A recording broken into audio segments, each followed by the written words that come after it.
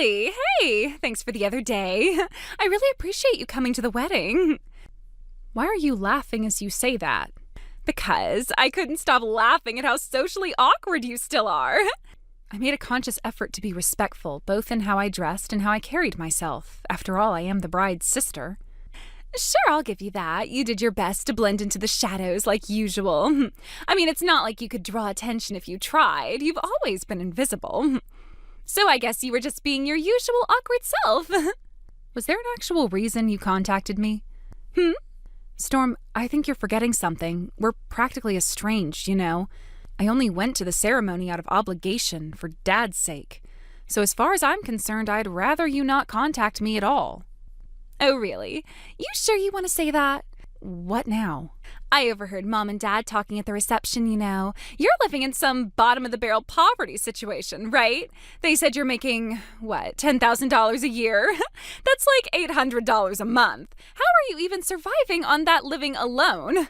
You must be in some real dump of an apartment.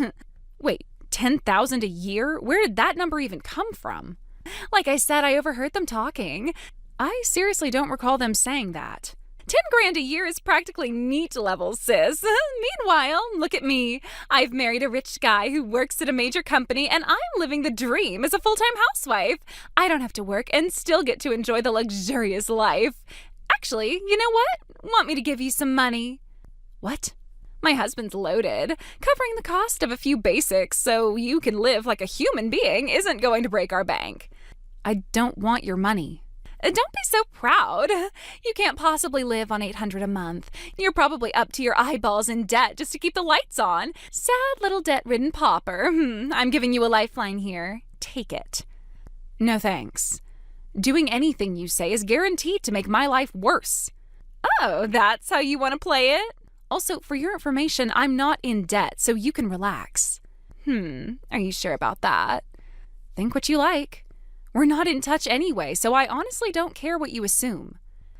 You've always been so stubborn and hard to like. Then it's good I'm not trying to be likable. But deep down? What now? Be honest. About what? You want the money, right? I already said no. Well then, to my difficult little sister who can't admit when she's in need, I have a fantastic proposal for you. I don't need any proposals. Introduce me to a guy. What? Are you serious?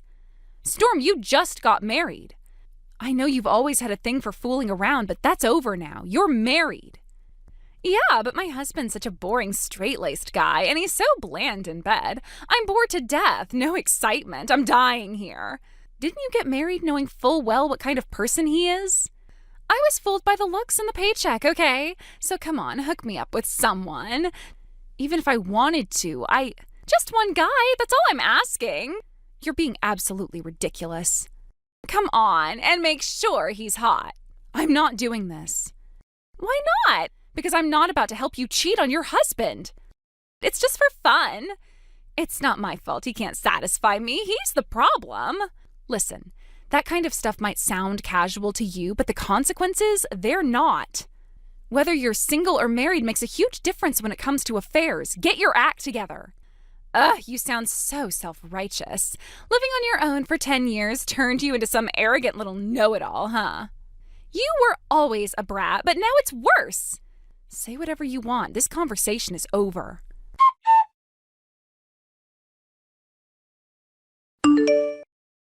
Millie! Come on, answer me already. Millie, you there? Hello? What? I'm at work now, you know. You're calling that work? Girl, please, you're barely scraping together $800 a month, and you've got the nerve to sound all busy and important. There's no such thing as a bottom-tier job. Work is work. And coming from you, the woman who spent every waking moment chasing guys until she finally landed a husband, you've got zero room to talk. Also, just FYI, I'm earning more than $800 now. Oh, really? So what, did my jab about you being poor sting enough to make you hustle for once? What now? You made $900 this month instead? Wow, how impressive. You're rolling in it, huh? You're seriously just sitting around talking to yourself, huh? Making jokes, laughing at them, then replying like anyone's entertained? You must be so bored. Anyway, I'm done with this.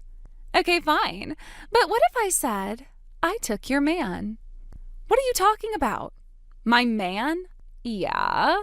Some guy walked out of that shabby little apartment building you live in, and I just knew he had to be yours. So I went and got a little friendly with him. I hope you don't mind. I'm sorry, what? First of all, my apartment isn't nearly as terrible as you make it sound. And second, it's got pretty tight security. Are you sure you're not confusing me with someone else? Tisk tisk, no need to pretend, sis. He told me himself you two were involved. And I gotta say, he was pretty great. Good looking, fun, knew how to handle things in bed. Exactly the kind of thrill I've been craving. Way more exciting than my straight-laced husband, that's for sure. Wait, are you telling me you actually slept with someone you think I'm dating? Relax, what's the big deal? You're my sister. So we shared a guy for a bit. No harm done, right? That is completely insane. I have no idea what guy you're even talking about. Oh, come on, don't play dumb. He said you were struggling financially too, so I figured why not help out? I handed him $30,000. You what? Mm-hmm. And since you were kind enough to introduce me to such a lovely guy, I figured I'd return the favor. Check your mailbox. There's $20,000 in there just for you, my way of saying thanks for the referral. You've got to be kidding me. You put $20,000 in my mailbox? Yep, so generous, right? Anyway, just wanted to let you know I'll be keeping your man now. He and I really hit it off. You are unbelievable.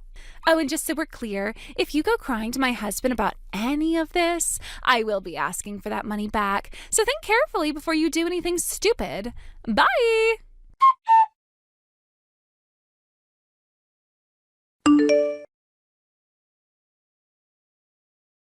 Millie, what the hell do you think you're doing?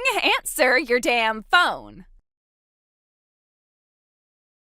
What? What? That's all you have to say? Don't give me that tone. I gave you the money, didn't I? The damn thank you money. Why the hell would you go rat me out to my husband? Oh, so he found out about your little affair, huh? No crap he did, and now I want my $20,000 back. You told him, Millie, that was the deal. No snitching. Yeah, but see, I didn't tell him anything. What the hell are you talking about? He came to me and asked for advice, that's it. Wait, he came to you? My husband went to you? Yeah, he said he wanted to talk about your cheating. What the actual hell? Why would he confide in you? You're just some broken bottom-of-the-barrel wannabe. Right, except I'm a licensed attorney with an annual income of $100,000. I'm sorry, what? You heard me. You're a lawyer? Mm-hmm, and your husband knows that, which is probably why he felt safe confiding in me. He told me he wants to move forward with a divorce. No, this can't be real. I didn't take his case, obviously, conflict of interest, but I did refer him to someone more suitable. Looks like everything's finally in motion. Hold on! What the hell were Mom and Dad talking about when they said you were only making $10,000 a year? I asked them about that too. They think they must have misheard me when I said my husband's monthly income was $10,000. They probably assume I meant yearly. Wait, so your husband makes $10,000 a month? Yeah, so his annual salary is about $120,000. He owns his own business. He what? Your husband? My husband, yes. Are you telling me you're married? Have been for 3 years now. We met through a colleague of mine. He's the legal advisor for my husband's company. We got married not long after. We even have a kid. 3 years? Yeah. I just never told you because, well, dealing with your jealousy and drama isn't exactly how I'd like to spend my time. Wait. So that guy, the one I saw leaving the apartment, that wasn't your man? Storm, how exactly did you get that apartment address again? You sent us a New Year's card once. It had your address on it. That's how I found the place. And then I saw some guy walk out of there and I thought, oh, I see. That was probably the address from before we got married. My husband and I used to live there before we moved into our house. I must have sent that card during our engagement, right before we relocated. Hold up, are you telling me that guy, the one I slept with, he wasn't even your man? He was probably the new tenant, the one who moved in after we left. No, wait a second. So then the $20,000 I stuffed into the mailbox. No idea who got that money. Wasn't me. You're lying. You had to have taken it. I was planning to use it as leverage to cover my damages if I ended up divorced. Right. Well, according to your husband, that was his money to begin with. So even if you had gotten it back, it wouldn't count toward any damages. It'd just be returning what you stole. Oh, God, no. No. What do I do? $50,000 is gone. I don't have that kind of money. And that's not even the worst of it. What now? The $50,000 is just what you have to repay. It's not counting the compensation your husband could be suing for. That's additional. You're saying $50,000 isn't even enough? Exactly. He could demand more, depending on the emotional distress, the damage to his reputation, breach of trust, all that. I'm screwed. Also, just so you know, Mom and Dad aren't going to help you. What? They told me flat out. They're not lifting a finger for you. They said if you blew through $50,000 and wrecked your own marriage, then you can dig yourself out on your own. No, this can't be happening. Millie, please help me. Be my lawyer, I'm begging you. What? You're a lawyer, right? Just work my case for free, okay? If you can just get the refund dismissed or have the damages reduced, I'll owe you forever. No. What do you mean, no? You're my sister. You can't just abandon me like this. Being your sister doesn't mean I'm obligated to clean up your messes. And besides, what you're asking is impossible. Even lawyers have limits. We can't magically erase wrongdoing just because you regret it now. You are heartless. No, I'm just done letting you drag me into your schemes. I told you, don't involve me. You didn't listen. Millie, please just wait. Don't leave me. Wait, please, don't leave me like this.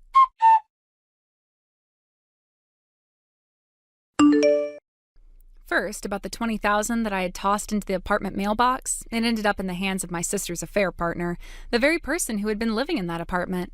He found the money and, of course, squandered it. I couldn't believe it when I heard. It was as if the money had vanished into thin air, only to be wasted on things that were irrelevant. This affair partner of hers that had been told by my sister that she was a wealthy, single woman, it's hard to even imagine the level of deception involved in that. The lie she had been living was so far removed from the truth that it was almost comical, except for the fact that it was rooted in a situation so destructive. What made this whole mess even more complicated was that this man had no real interest in my sister's character or her feelings. He was only interested in what he thought was a golden opportunity. He had been misled, and now he was involved in the chaos she had created. After everything that happened, he came forward and apologized, though it didn't change anything in the end. I suppose in a way it was too little too late. Still, after some back and forth, they reached an agreement on the standard amount for the alimony, just enough to cover the situation with no grand gestures or any attempt to make things right beyond what was expected. Meanwhile, my sister was left to face the consequences of her actions, something she was ill-prepared for. The reality of it all hit her much harder than I think she had anticipated. It wasn't just about the $20,000, but the entire mess that surrounded her. As if that wasn't enough, it turned out that there had been another affair during her engagement. I couldn't believe it. She was engaged to someone else while all of this was going on. How was that even possible? Apparently, the affair partner during her engagement was a separate issue, something that had somehow remained hidden until now. And so, in addition to the situation she had already created, my sister was now being asked to pay alimony for that as well. It seemed as though her life was nothing but a series of missteps, each one compounding the last, creating an overwhelming mess that she had no idea how to untangle. It wasn't just the affairs, though. That part, while shocking, was almost expected. The way my sister had been living, the way she thought she could get away with anything, her life had been one big string of mistakes, and I couldn't help but think that some part of her believed she could avoid any real consequences. She had a way of interpreting everything around her in the most convenient way possible. It was almost as if she believed that if she twisted things enough, the truth would bend to her will. But that kind of thinking doesn't work forever. Sooner or later, the truth catches up with you, and that's exactly what happened here. The carefree attitude she had carried through life, always choosing what was easiest rather than what was right, had led her down a path she couldn't undo. I had always been frustrated by my sister's behavior. She had such a reckless personality, one that never considered the long-term consequences. There were so many things I wanted to say, so many things I wanted to point out to her, but I knew better than to waste my breath. She wasn't the type to listen. She had a way of brushing off anything that didn't align with her view of the world, interpreting everything in a way that made it all seem like someone else's fault. And now she was finally paying for that mentality in ways that would haunt her for a long time. The idea that she could just ignore the damage she caused and carry on as if nothing had happened had been her biggest mistake. It had always seemed so easy for her to get away with things, to assume that everything would just work out, but she was wrong. Life doesn't just forgive you for being reckless. You can't keep running away from the consequences no matter how hard you try. Now, my sister was in a far more difficult place than I ever expected. She was working tirelessly at some seedy bar in a run-down part of town, spending her days and nights trying to pay off the debts she had accumulated. She had no time for herself, no space to think, no ability to see any way out. Her life had become a constant grind, a daily struggle to stay afloat in a sea of mistakes she couldn't undo. And I wondered, as I thought about it, if she even realized how far she had fallen. Did she understand what it meant to lose everything? To be left with nothing but the consequences of her own actions? It seemed like she had become numb to it, as though she had already accepted that this was her new life, that she had no way of turning things around. It was painful to think about, and yet I couldn't help but feel a certain level of frustration. Part of me wanted to sympathize with her, to feel sorry for her as she worked herself to exhaustion, day after day, trying to repay the debts she had made. But another part of me couldn't find it in me to offer any sympathy. How could I? How could I feel sorry for someone who had always taken the easy way out, who had always been so careless with her life, only to now face the reality of it all? I understood the difficulty of her situation. No one wanted to be stuck in a place like that. But she had done this to herself. She had made these choices, and now she was paying for them. I didn't want to see my sister suffer, but there was no other way to look at it. Her choices had led her here, and there was no quick fix for the mess she had created. It was hard not to feel angry at her, angry for the way she had handled everything, for the way she had ignored all the signs along the way. It wasn't just the affairs or the lies, it was the way she had treated the people around her, the way she had treated the consequences of her actions as if they didn't matter. But they did. They mattered more than anything, and now she was the one left picking up the pieces. What was even more difficult was that I couldn't offer any real advice to her. She had burned so many bridges, alienated so many people, and now she was living in a world where she had no one left to turn to. The money she had spent, the lies she had told, the people she had hurt, it had all built up to this moment. And there she was, working in a dirty bar, hoping that somehow, through sheer effort, she could pay off everything and get her life back on track. But I didn't see how she could. Life doesn't hand out second chances just because you're sorry. You can't undo what's been done. You can only try to do better moving forward. And that, it seemed, was the hardest lesson of all for my sister to learn. Thank you for watching and listening. We hope you enjoyed the video. Don't forget to like this video and subscribe. Also, feel free to leave a comment about what you thought of the story. We look forward to seeing you at the next story. Thank you for watching. Please subscribe and hit the like button. See you next time.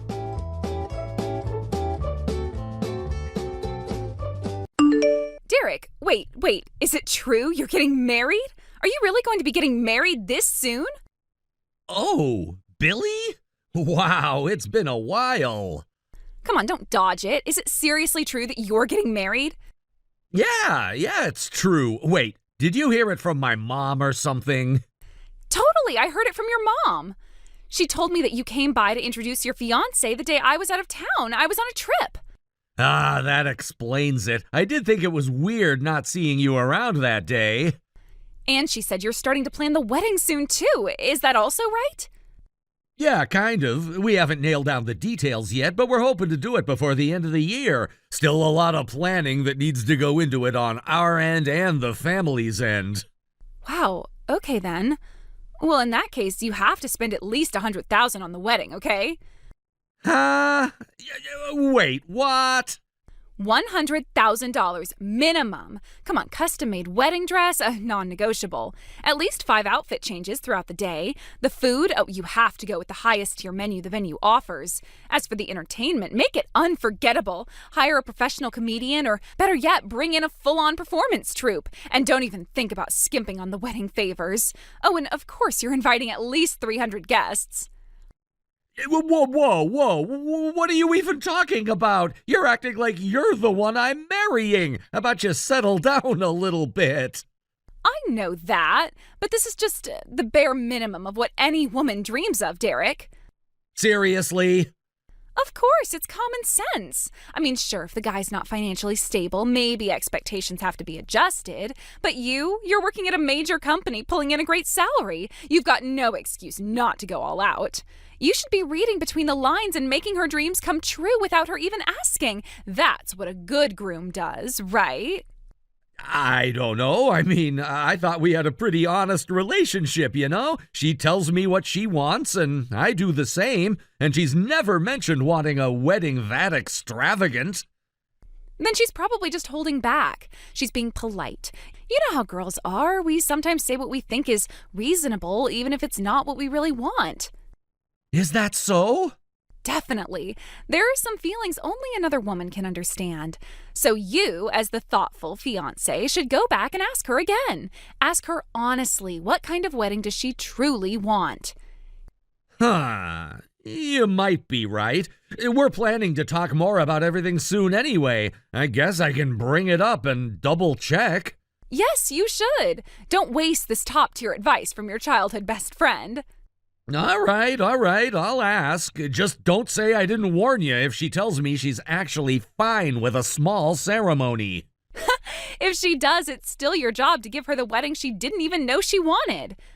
Okay, Billy, I've got to head out. Got something lined up after this. All right then, let's catch up again soon. Yeah, see you around.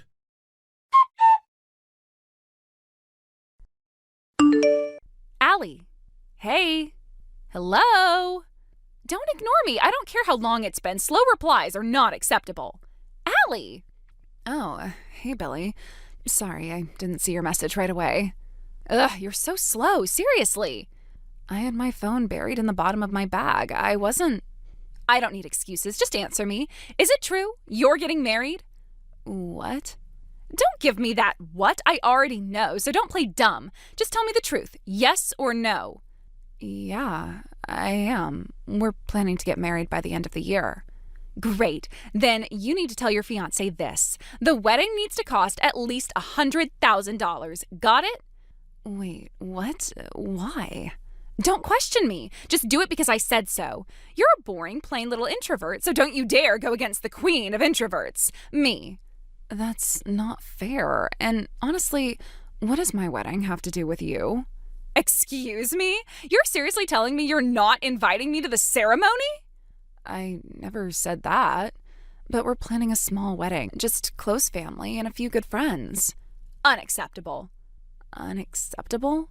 Yeah, that's right. So here's what you're going to do. The wedding dress has to be custom made. You need a minimum of 5 outfit changes. Go with the highest tier catering available at the venue. The production and decoration need to be absolutely over the top. Hire a celebrity for the entertainment. No cheap favors. Guests should feel like royalty. Invite at least 300 people. And finally, the whole thing needs to cost at least $100,000.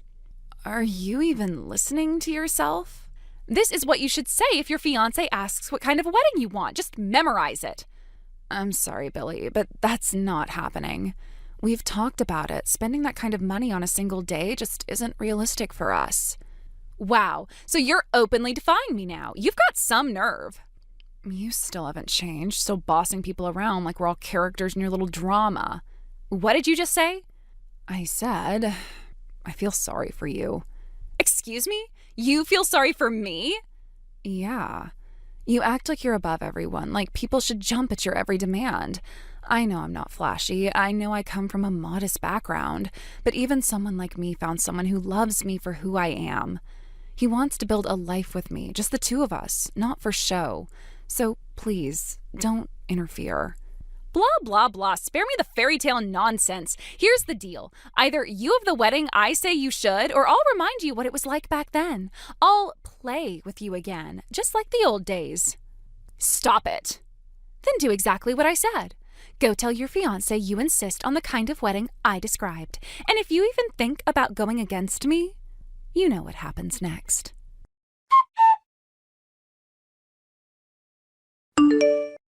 Derek, this is bad. Your bride has canceled the wedding. Huh? I was so excited about the wedding I couldn't sleep and arrived at the venue early, but there's a huge commotion because the bride hasn't shown up. I've been trying to call her, but she won't pick up. I see. So I went to her apartment to check, and the neighbors said they saw her get into a car with some guy. Apparently it was either her ex-boyfriend or some guy she's been cheating with. It seems like she ran off with him. It's a total mess here. Haven't you heard from the venue yet? No. Seriously, you should just dump that cheating woman. Anyway, Derek, I have to tell you something. I have actually had feelings for you this whole time. What? I know it's not the right timing to confess like this. It's kind of underhanded, but I can't just leave you like this, all hurt and abandoned, so let me be your bride instead. Huh? Let's go ahead and continue with the wedding. I'll take her place as the bride today. Now, since it's settled, let's get things ready. I know the wedding dress is custom made, right? Oh, I can't believe it, but even if it's under these circumstances, I'm marrying the man I have always loved. Wait a minute. What?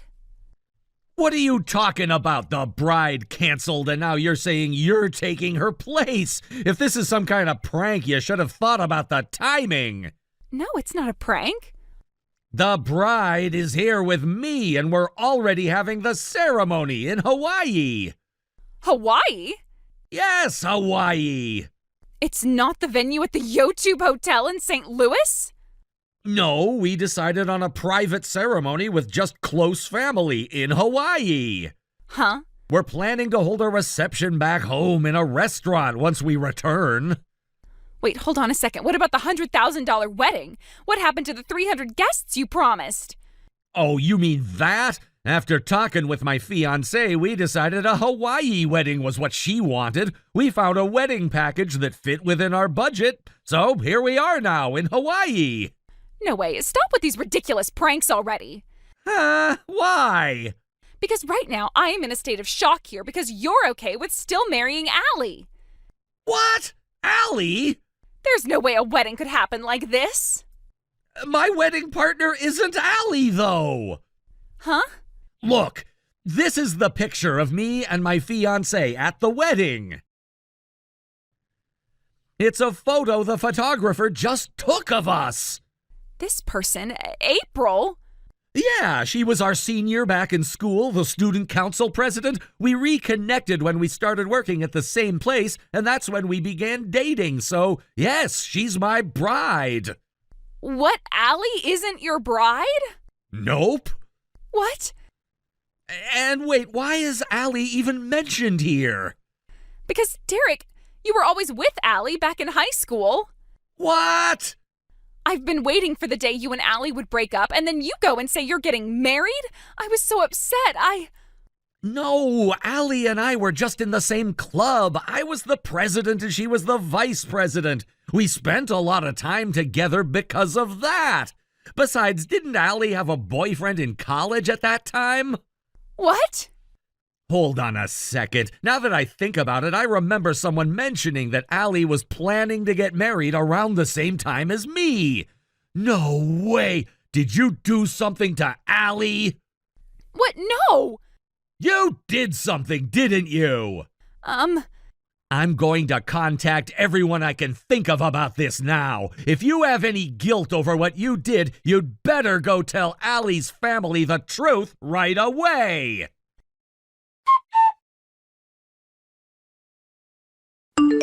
Derek, please help me. What is it? I don't know what to do. I just got served. They're making me pay damages, and I have to cover the cancellation fees for the wedding, too. They're saying I owe $40,000. I can't pay that, Derek. I really can't. What am I supposed to do? You're supposed to pay it. What? You brought this on yourself. You charged ahead without checking anything, let your assumptions drive your actions, and look what happened. You thought you knew everything. You didn't even stop to ask anyone. And on top of that, you were planning to hijack the whole wedding from the start, weren't you? You tried to force your fantasy on me and Allie, talking about some $200,000 wedding with 300 guests, pushing your dream onto our lives? Come on, you were never a victim. You're the villain in this whole thing. But I didn't mean... Don't give me that. I was in Hawaii, remember? I couldn't be there. I couldn't stop you directly. All I could do was reach out to people once I realized something was off. And you know what I found out? Allie was dragged out of her home early that morning. No one else was home. Everyone had gone out. She was locked in a storage shed until almost noon. She couldn't even scream for help. And you, instead of taking any responsibility, instead of apologizing, you ran. You vanished from the venue like a coward. Allie's wedding day was ruined. She was humiliated, traumatized, treated like garbage, and you were the one who did that to her. So if all you have to do now is pay $40,000, honestly, you're getting off easy. But I don't have that kind of money. That's an insane amount. Then I guess you'd better start preparing for the police to get involved. The police? Yeah, what you did to Allie, it's not some little mishap. It's serious. You detained her, you physically removed her from her home and locked her up. That's criminal no matter how you want to frame it. You're blowing this way out of proportion. She's fine now, right? I heard you're planning a second ceremony later, so it's all okay in the end, isn't it? You seriously don't get it, do you? The fact that you're still using words like blowing it out of proportion tells me everything I need to know. Derek, please, I didn't mean to hurt anyone. I just wanted to marry you, that's all. If that's what you wanted, then you could have just told me, honestly, like a normal person, not this. Not drugging up some fantasy, not sabotaging someone else's wedding to slot yourself in as the bride. And let me make one thing very clear. Even if you'd confessed in some sweet, normal way, there's no universe, not even a twisted, alternate one, where I'd want to be with someone like you. Derek, please. No, we're done. I'm cutting you out of my life for good. What? You can't mean that. I do mean it, and frankly, after everything that's happened, I have no idea what you might try next. I'm not about to take chances with my wife's safety. No, wait, please don't do this. Don't shut me out like this.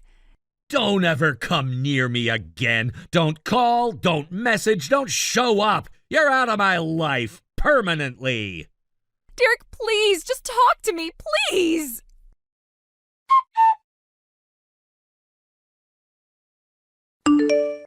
I didn't hear the full details at first, and when I finally did, it came through the usual channels. My mother. She had a way of knowing everything, somehow connecting the dots even when the story seemed fragmented. But hearing it from her didn't make it any easier to process. In fact, it only made the reality of what had happened more jarring.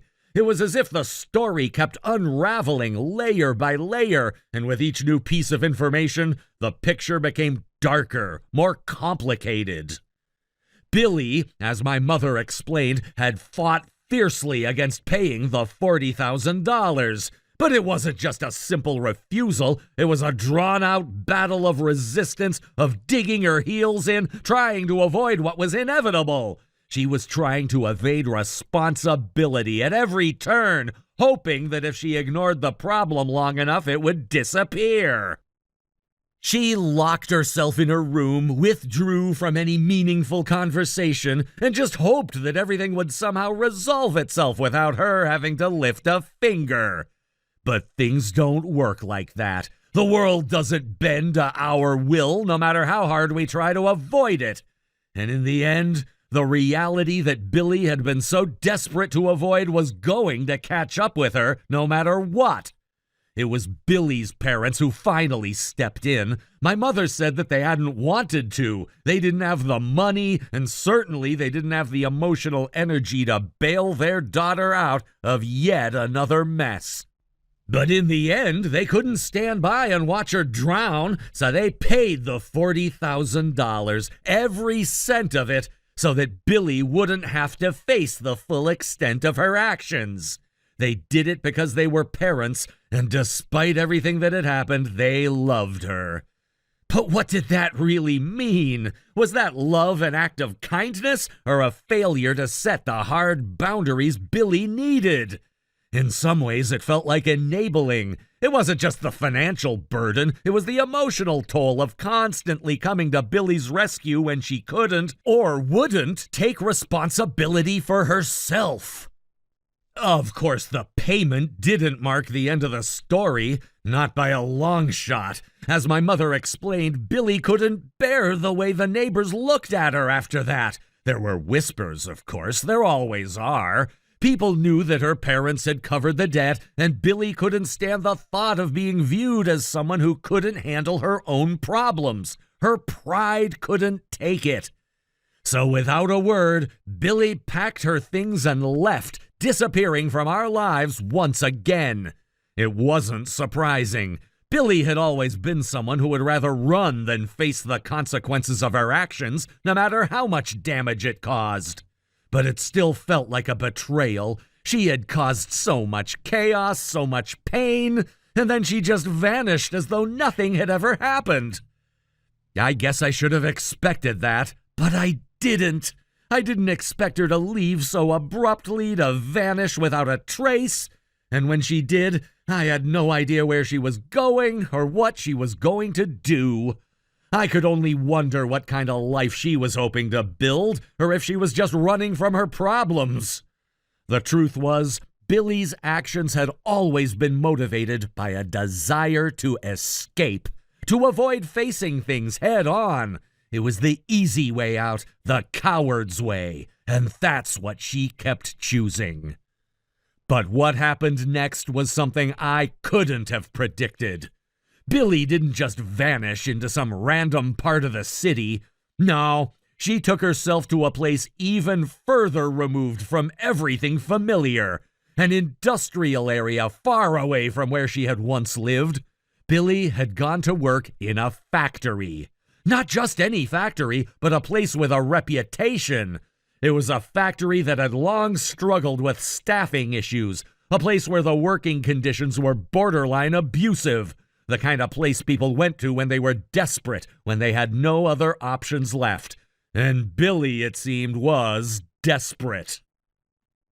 The factory she found herself in wasn't just any run-of-the-mill workplace. It was one of those blacklist factories, the kind that seemed to attract people in dire situations, those who had nowhere else to turn. The working conditions were dreadful, the hours were long, the pay was pitiful, and the environment was grueling. But that wasn't even the worst part. No, the worst part was the fact that Billy had been hired as a live-in worker. A live-in worker wasn't someone who just worked long shifts and then went home at the end of the day. No, Billy was expected to live in the factory, to be on call at all times. It was a dehumanizing situation. She was effectively a slave to the place, living and breathing the factory's demands day and night. The whole thing felt like a trap, a cycle that would never end. There was no freedom, no space for her to just be a person again. She wasn't allowed any of the basic human dignity that should come with a job. Her entire existence had been reduced to this monotonous, exhausting routine. She worked, she slept, and she woke up to work again. That was her life now. As my mother told me the details, it was hard not to feel a sense of disbelief. Billy had always been someone who took things for granted, someone who never had to truly struggle. She had the luxury of comfort, of choices, and yet she had thrown it all away. Now she was living in a nightmare of her own making, stuck in a system that showed no mercy. She was paying off the debt her parents had covered for her, but it wasn't just the money that she was paying for. It was her own soul in some way. The person she had been, the person she could have been, seemed to have disappeared with each passing day in that factory. My mother told me that Billy was working tirelessly day after day as if her very survival depended on it. And in a way it did. Every penny she earned went toward repaying her parents, trying to make good on the $40,000 that she had been too stubborn to pay on her own. But no matter how hard she worked, it was never going to be enough. The factory wasn't going to offer her a way out. It wasn't going to provide the kind of redemption she seemed to think it would. The more she worked, the further she sank into the quicksand of her own choices. I couldn't help but feel a strange mixture of pity and anger. Pity because Billy had clearly made a huge mistake, and now she was paying the price in the hardest way imaginable. But anger, too, because she had run away from the consequences for so long. She had avoided responsibility at every turn, and now she was living in a nightmare because of it. I wished, part of me desperately wished, that she could wake up and see the bigger picture, that she could realize that this wasn't the way to fix things, that working herself to the bone in some grim factory wasn't going to restore her sense of dignity. It wasn't enough. It wasn't enough to pay back the money or even the emotional cost of her actions. There was something deeper she needed to confront, something that couldn't be solved by simply throwing herself into work. But at the same time, I wondered if Billy was even capable of seeing that. Was she self-aware enough to recognize the cost of her actions, or was she too far gone, too caught in the web she had spun? I didn't know. I didn't know her anymore. And that's what hurt the most. The Billy I once knew, the one who had been so full of promise, the one who had made decisions without thinking of the consequences, had disappeared long ago. In her place was someone I didn't recognize, someone trapped in her own decisions. I could only hope that eventually Billy would understand. I hoped that she would come to realize that true redemption didn't come from running away or working endlessly to pay off a debt. It came from confronting the truth of what you had done, owning up to it, and making the conscious decision to change. But that wasn't something I could give her. That was something she had to choose for herself. And until that day came, if it ever did, there was nothing I could do but wait and wonder if Billy would ever find her way out of the mess she had made. Thank you for watching and listening. We hope you enjoyed the video. Don't forget to like this video and subscribe. Also, feel free to leave a comment about what you thought of the story. We look forward to seeing you at the next story. Thank you for watching. Please subscribe and hit the like button. See you next time.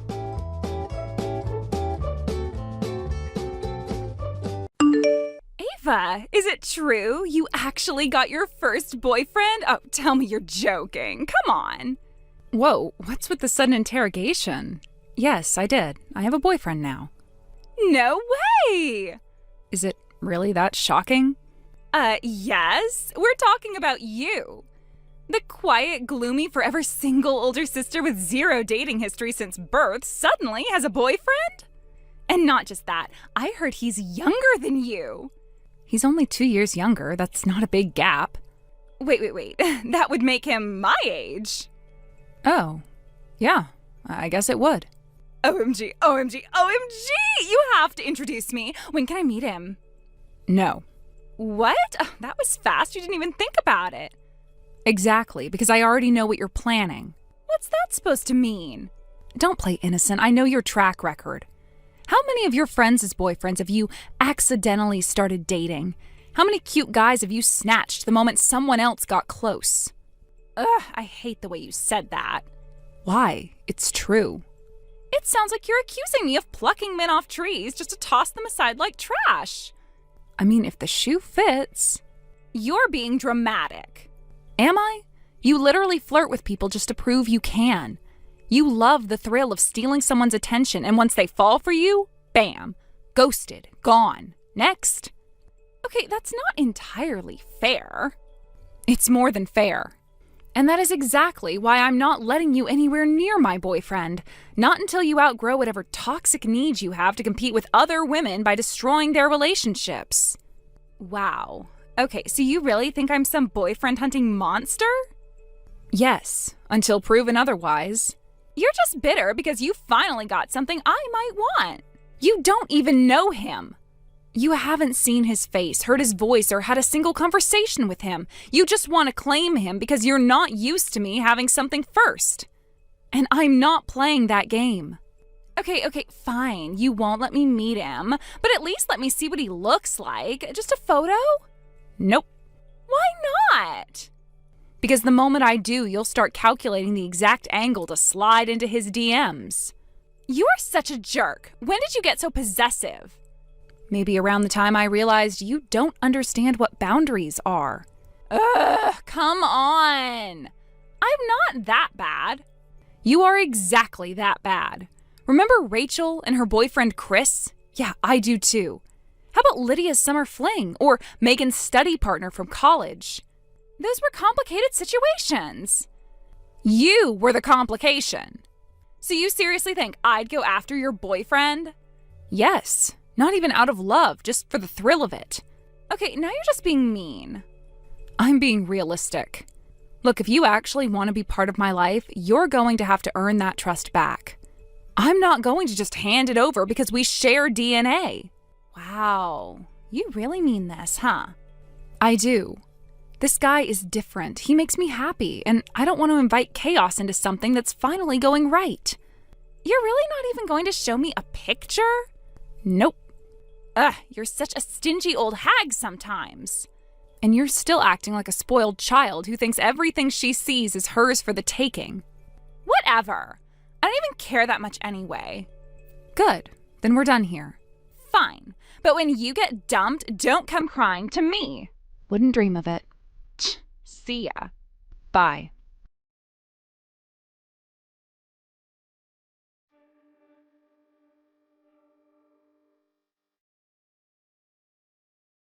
Ava, guess what? My high school reunion is tonight.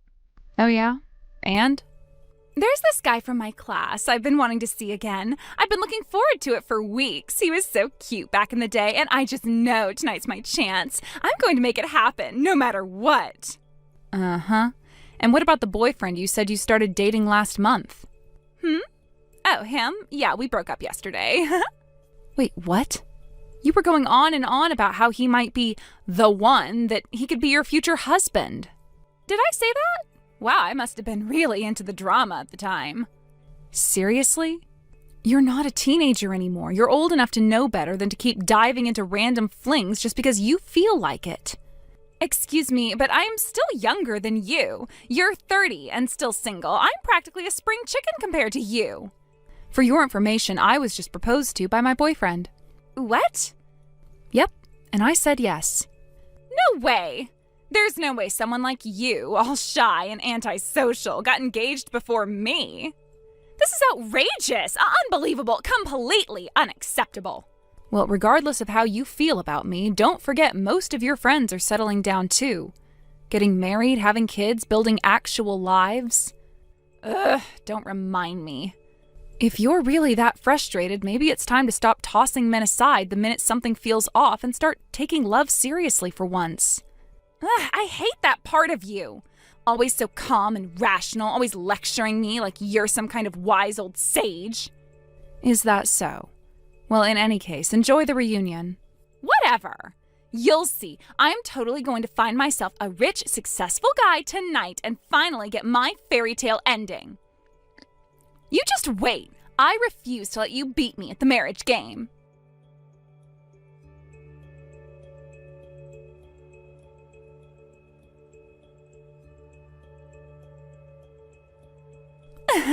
Ava! Emma?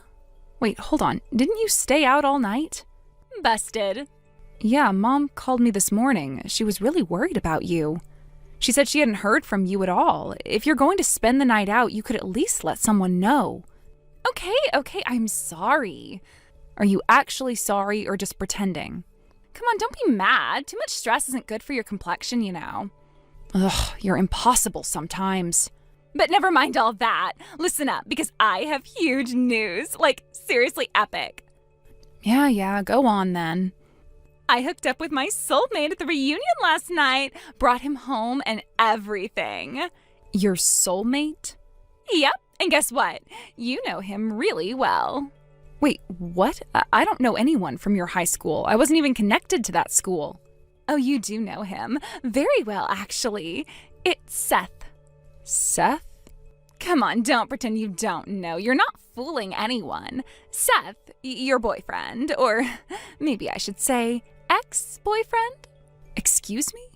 Yep, just to make it extra clear. Seth and I spent the night together, and it was unforgettable. Right. Oh, and another thing, I've decided I'm going to marry him, which means I'll be tying the knot before you do. Isn't that exciting? Is that so? Aren't you just dying inside? You have to be. I mean, you're already 30. Your options are thinning out fast. And now your man's been swept away by me. So, sorry, not sorry. Sorry to kill your little moment here, but who's Seth again? What? You're kidding, right? Your boyfriend, my classmate, Seth. I know for a fact he's been dating you. Why are you pretending otherwise? No, seriously, I've never dated anyone named Seth. I don't even know a Seth. Nice try, but denial doesn't make the truth disappear. Emma, I'm not denying anything. I'm just genuinely confused. Anyway, it doesn't matter. I'm with him now. So do yourself a favor and just back off. Wow. You really believe you're in some romantic drama, huh? Tisk, tisk. There she goes. Ava in full berserker mode. Total denial, no reasoning, just vibes. I've seen this before. You're unbelievable. Whatever. Point is, Seth is mine now, so whatever you thought you had going on with him, let it go, because I am not stepping aside.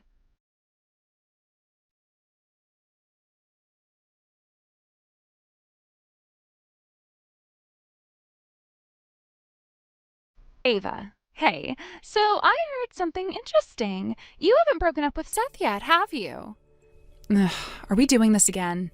Mom called me this morning. She said you're still moving forward with wedding plans, even though there's no way that day's ever going to come.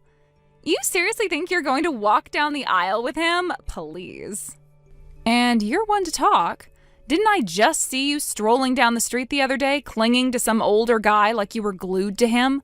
What happened to your supposed fiancé, huh? That guy was just a fling, a little fun. Seth is still my real fiancé.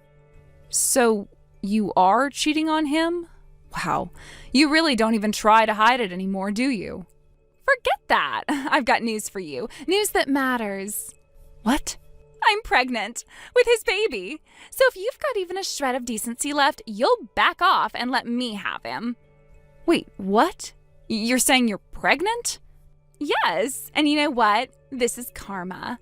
You've been walking around like you're better than me just because you got engaged first. Oh, wow. Ava's got a younger guy now. Oh, look, Ava's getting married before me. I hated that. So I took what mattered most to you, your man.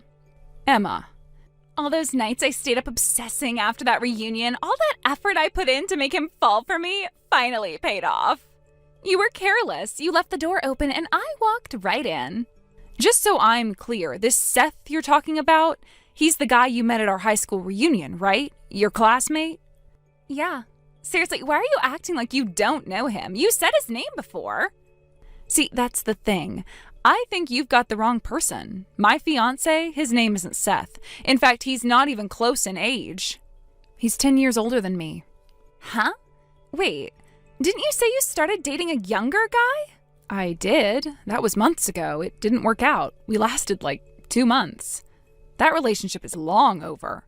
Right now, I'm with someone I met through work. He's mature, stable, grounded, and his name is Marcus, not Seth.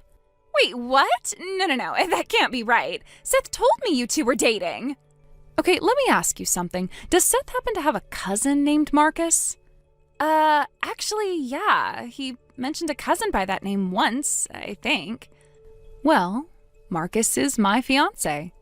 No, no freaking way. I live with him. We're engaged. And just so you know, he's sitting right here next to me watching this entire conversation unfold on my phone. And funny enough, as soon as I showed him your messages, he said, "That's Seth, my cousin from A High." Oh my God. And just now, Marcus called him. They had a little chat. Want to know what we found out? I guess? Apparently, Seth has been jealous of Marcus for years. Always saw him as some kind of rival, even though Marcus never really cared enough to compete. And when Marcus got engaged, to me, Seth somehow got a hold of a photo of me on Marcus's phone. He saw it and thought, "That's Emma." Then as if by fate, the high school reunion invite hit his inbox. And that's when the plan clicked in his head. use your obsession with beating me at everything, especially relationships, and lure you in by pretending he was my boyfriend. He figured you'd fall for it, hook, line, and sinker. You're kidding. You mean I was just a pawn? Pretty much. A convenient one at that.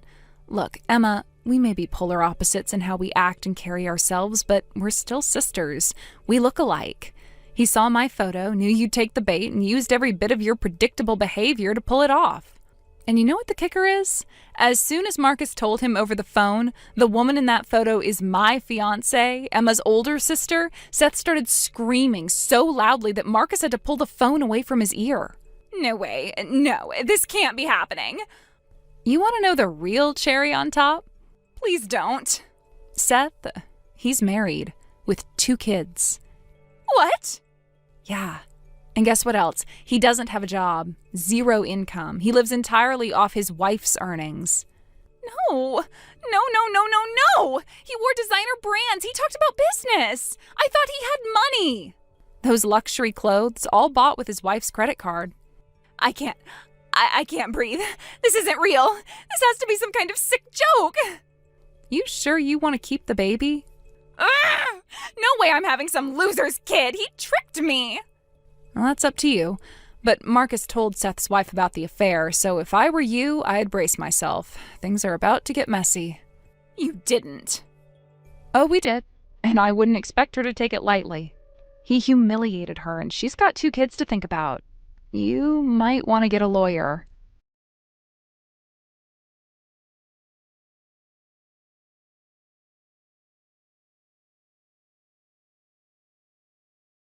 How do I even begin to explain it? The whole situation was a surreal mess, a disaster born entirely from a tangled web of distorted emotions and wild misunderstandings. If I had to sum it up, I'd call it a chain reaction of delusion. A bizarre parade of assumptions fueled by selfish desires and warped intentions, spiraling into what some might even call a full-blown incident. At the center of it all were my sister and a man named Seth. They each misread the situation in their own uniquely absurd ways. It wasn't love, it wasn't fate, it wasn't anything poetic or meaningful. It was just 2 people convincing themselves that they had the right to steal someone else's partner, each believing they were the righteous one in some twisted romantic fantasy. And in the end, all their scheming, manipulating, and betrayal just canceled each other out. I suppose that's the only real irony in this. While my sister and Seth were busy trying to outmaneuver one another in their warped little game of who can steal whom, both I and my fiancé Marcus ended up completely unscathed. Not a scratch. No broken hearts, no major fallout. It was as if the chaos bounced right off of us and imploded inwardly on the 2 who created it. In a weird way, it was almost satisfying, if not for the overwhelming sense of exhaustion and disbelief that followed. All I could think of afterwards was, seriously? That's what all of this was for? That's what they sacrificed their relationships, reputations, and dignity over? Misunderstandings, ego? Some delusional power play? It was hard to feel anything but a deep, disillusioned sigh welling up from my chest. I didn't even have the energy to be angry, just baffled. However, there was one person who did feel a very valid sense of rage: Seth's wife. Unlike me, she didn't let it slide. She wasn't interested in irony or philosophical reflections. She saw the betrayal for exactly what it was, calculated theft, and decided to deal with it accordingly. And honestly, I respect her for that. While I chose distance, she chose justice. She hired an incredibly competent attorney, someone with a reputation for being sharp, relentless, and efficient. Under their guidance, she filed for divorce and went after both Seth and my sister with everything she had. Her case was airtight. The evidence of intent, the motives behind their actions, the emotional damage, all of it was meticulously documented. What followed was a brutal but fair legal proceeding where my sister and Seth were each held fully accountable for their roles. From what I heard, Seth lost quite a lot. Money, assets, credibility, and most importantly, any respect he may have still had in their social circle. My sister didn't fare much better. In fact, she may have gotten the worse end of it. You see, one of the most dramatic moments came when she tried to garner sympathy by claiming she was pregnant. Yes, that card. But it was a lie. A desperate, poorly thought out lie. Once it became clear there was no baby, no ultrasound, no proof, just her empty words, any shred of sympathy people may have felt evaporated. If anything, the false claim only deepened the disdain. Seth's ex-wife added it to the lawsuit as part of her emotional damages claim. The court didn't take kindly to false pregnancy claims being used as manipulation tactics in a legal context. Looking back, I suppose the one small mercy in this entire mess is that she wasn't actually pregnant. The thought of someone like her, or Seth, bringing a child into the world under such circumstances is horrifying. That would have been a true tragedy. At least this way, their recklessness didn't affect an innocent life. Now my sister is facing the aftermath, crushed under a mountain of debt. With no allies left to lean on, she's finally waking up to the consequences of her own actions. There's no more fantasy, no more pretending she's the heroine of some romantic drama. She's just a woman who made a series of selfish, destructive choices, and now she's stuck with the bill. I don't wish her ill. Despite everything, she's still my sister, but I do hope she's finally taking this as the wake-up call it's meant to be. I hope she understands how deeply her delusions hurt others. I hope she finally sees herself clearly, without the haze of entitlement and imagined victimhood. Most of all, I hope she works hard, repays every last cent of what she owes, and learns something from it all. Maybe someday she can rebuild her life. Not as someone trying to take what isn't hers, but as someone who understands the value of honesty, respect, and self-reflection. As for me and Marcus, we're doing fine. We're still together, and we've decided to move forward. Slowly, thoughtfully, but with hope. We don't talk about the incident much. It feels like a bad dream we woke up from. But every now and then I glance back and realize just how lucky we were to dodge the emotional wreckage. And as strange as it sounds, I guess I'm grateful. Not for what happened, but for what didn't. For what we escaped. And for the quiet, ordinary peace we've returned to. Thank you for watching and listening. We hope you enjoyed the video. Don't forget to like this video and subscribe. Also, feel free to leave a comment about what you thought of the story. We look forward to seeing you at the next story. Thank you for watching. Please subscribe and hit the like button. See you next time.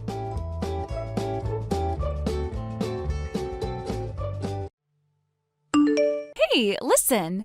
Is it really true that you guys received $5 million from your husband's parents after they passed away? What? Oh, I guess I meant that Dave got $5 million from his parents' will, right? Man, but really, who would have thought that his parents had that kind of money just sitting around all the way until their passing? So I wonder why I ended up divorcing a man like him now. Had I known about all that cash, then I never would have left him. I'm sorry, but who is this? Oh, I'm sorry for getting so carried away there. I am Dave's ex-wife, Gloria. And you should be Summer, right? You and him got married around 10 years ago, correct? That's true. But how come you know my phone number? And how do you know about my husband's money that he just received? There is nothing in this world I don't know about. And one of those things that I started to know about recently was that my ex got married again. I don't get it though, considering he told me that he'd love me forever and ever. Well, this is probably another reason why I chose to divorce him back then. Well, when you stab someone in the back and then divorce them, they tend to stop loving you anymore. Huh? I've heard quite a bit about you myself from Dave. You just got up and vanished one day out of Dave's sight without ever telling him, right? There was another man you ran off with, right? And that's why you left him with a stack of divorce papers on the counter that you had already gone through and filled out. That's all I've heard from Dave about what happened then. Oh my, so you do know about what happened between us. Well, since you seem to know so much about me as well, that'll help us move this conversation along. There is actually a very good reason for why I'm contacting you today. I'm sorry to ask this, but can you please go tell Dave that he needs to hand me all that money he got from his parents? What? You want me to tell him that he needs to give you that $5 million? Yes, that's right.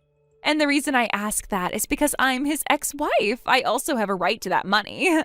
Huh? I've been trying to contact Dave about this time after time already.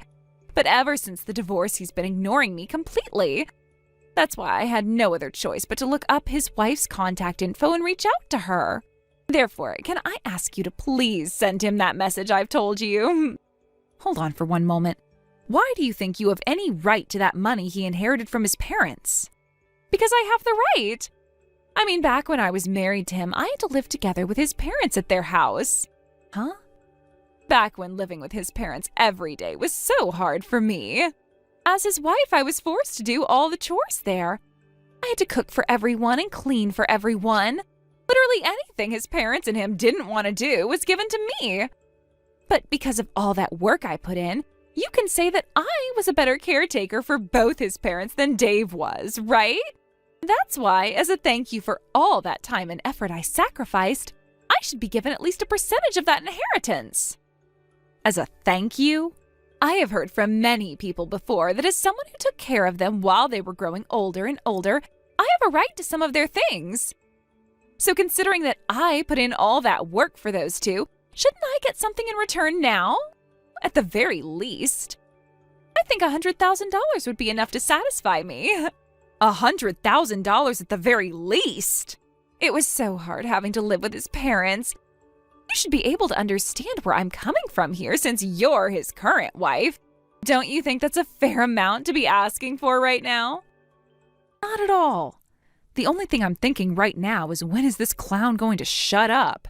I have heard all about the time you had to live with his parents alongside him, and as far as I can tell, what you got in the end is what you deserve. Wasn't the reason for you having to live with them in the first place the fact that you went and used up all of Dave's money that was meant for a new house on yourself? And so as punishment for that, he had you and himself move back in with his parents and made sure they worked you enough to make up for all that money of his. What? Dave's even gone and told you all about that part as well? From what all I've been told, you were forcing Dave to work and bring in all his money for your sake. He had even tried to ask you to take some time off from doing the chores if you wanted, as long as you got a part-time job or something to help bring in money for your spending. Yet you never listened to him and just continued to use him as though he was your wallet or something. That was... He told me that every time he'd confront you, all you'd reply with is saying that you only wanted to do the most simple chores in the house. Therefore, there was never a moment where you went and helped Dave earn more money for the house by getting a part-time job. And then, when you started to get upset with his parents for working you all the time in their home, you would leave at night to go mess around with another man. So, can you tell me again, Gloria, what part of that is a good enough reason for you getting any bit of that inheritance he got from his parents? You're a real annoyance, aren't you? Just because you're his freaking wife does not mean you get to talk to me like that. You're the one that ended up marrying my leftovers. So do you really think that someone in your position can talk to me like that right now? Excuse me? I want to talk to Dave about all this, so shut the hell up and go let him know I need to talk. Stop trying to get in my freaking way when all I'm asking for is $100,000 from him. I wasn't trying to get in the way of you or Dave, to be fair. Well, then you shut up and do as I asked. Now you go and let Dave know what I've said. You're going to tell him all the details, right?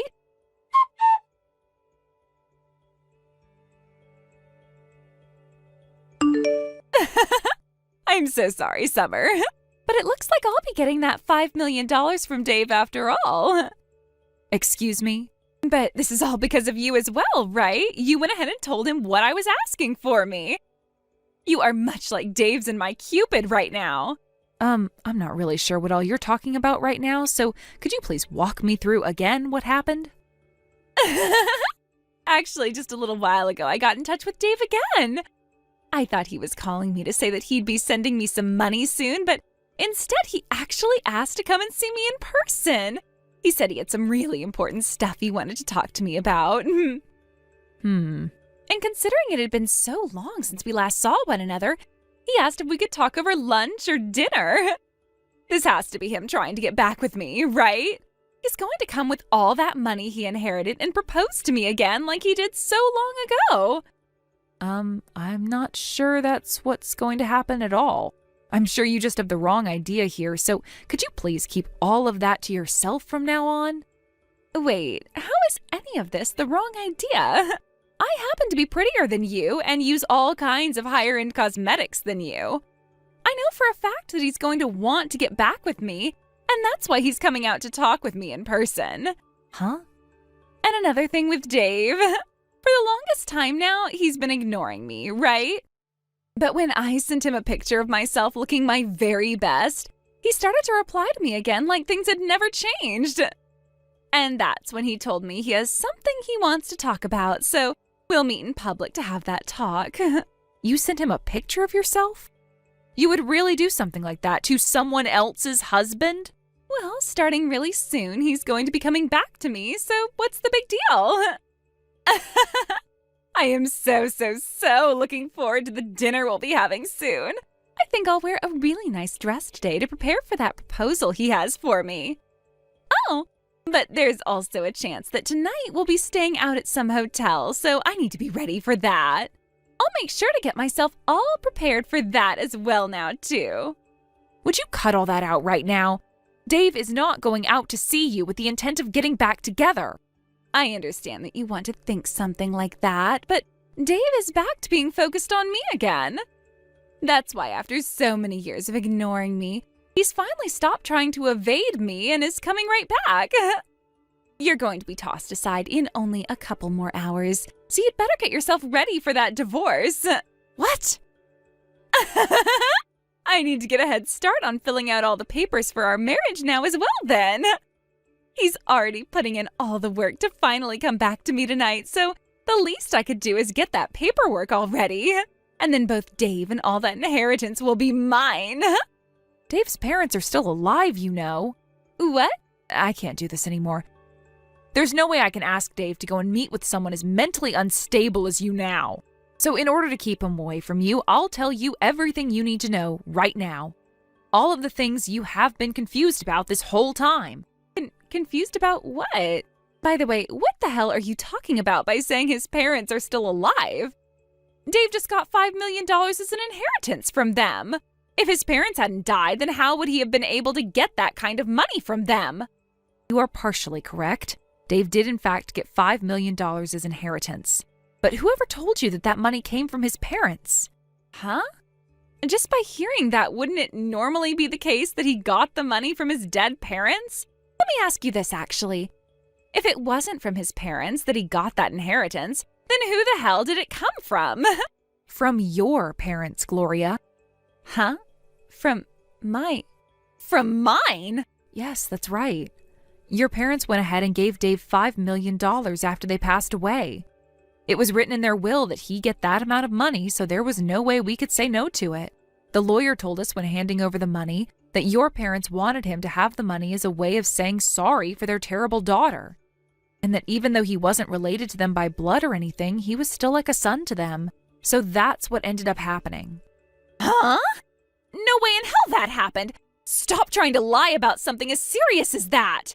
I'm just telling you the truth is all. How is any of that the truth? My family is just your average family, and neither of my parents would have ever had $5 million just sitting around. And hold on, they aren't even dead yet. So tell me, when did they actually die, and what would have made them give their daughter's ex all of that money? I have no idea what you're going on about right now, and I might consider you more mentally unstable than myself now.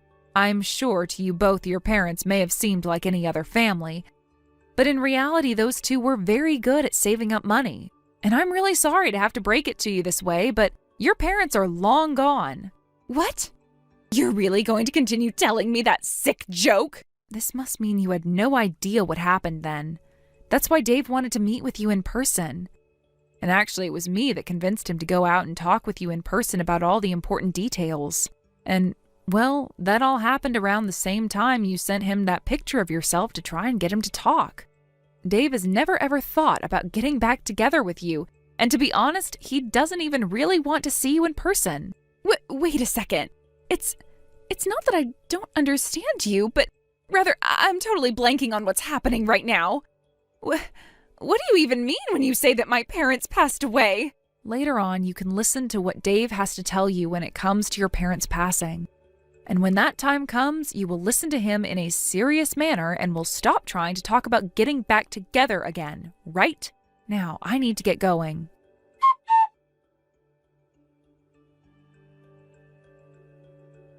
Give me back my inheritance! That $5 million should be going to me! Why do I have to sit here and let that money go to my ex and his wife now? You already heard about everything from Dave yesterday, right? You never answered any of your family's calls or texts, and so this is what you get for completely ignoring all of them. Shut the hell up! I'm going to go over there and steal all that money back right now. I'll make sure all $5 million are back in my hands. What? I never actually knew my own parents had all that money saved up before their deaths. I could have sworn they didn't have much money at all, and they never once lived like celebrities or anything like that while I was around. And how was I even supposed to know my dad got into an accident and died, and that my mom became sick a year later and passed from that?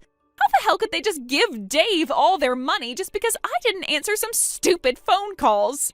I will not let this happen to me. If you have some complaints about how things turned out, why don't you go and tell that to their gravestones? They were the ones that chose to give Dave this money, so you have to talk to them. Shut up! I'm tired of talking about this with you, so get that goddamn money together and wait for me to come over and get it. I'll be bringing a lawyer along with me who knows all about that kind of stuff as well, so you won't be able to say a single thing. I'll make sure that $5 million all comes back to me. I guess there's really no other option now. You are more than welcome to come here with that lawyer of yours, but know that the moment you step foot on our property, you will be owing my husband $50,000. So if you don't want to pay that, stay the hell away from us.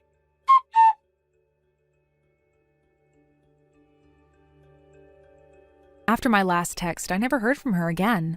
I told Dave what she'd been saying, just in case, but he wasn't worried. He already got $5 million and didn't care about the $50,000 from her. In fact, he said my remark about it might have been just enough to keep her out of our lives for good. As for Gloria, she started lying to loan sharks, claiming her husband had $5 million coming in and used that to borrow large amounts of money. But once they realized it was a lie, things took a dark turn. She began struggling to outrun them, and recently we heard that some of the people she borrowed from were far more dangerous than she expected. Word is she's no longer in the U.S., likely forced to flee to escape the mess she created. Thank you for watching and listening. We hope you enjoyed the video. Don't forget to like this video and subscribe. Also, feel free to leave a comment about what you thought of the story. We look forward to seeing you at the next story. Thank you for watching. Please subscribe and hit the like button. See you next time.